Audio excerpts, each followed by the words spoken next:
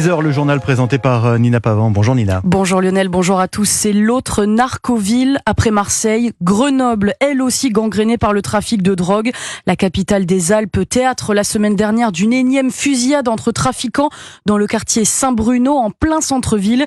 Dernier règlement de compte d'une longue liste depuis 2 ans. Si bien que pour certains habitants, ce quartier de Saint-Bruno est désormais un quartier sinistré. Le reportage du correspondant d'Europe 1, Jean-Luc Boujon. Une grande place et un jardin d'enfants juste devant l'église Saint-Bruno.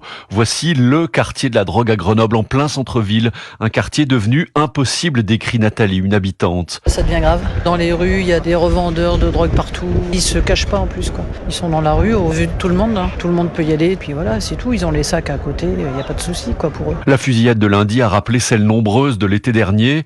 Gaël, qui vient régulièrement dans le quartier, prend désormais ses précautions. On a peur. On a toujours un regard derrière, devant, sur les côtés, et puis on fait attention. Ouais. Les étudiants, eux, évitent Saint-Bruno, à l'image de Léa. Le soir, on entend souvent des coups de feu, etc.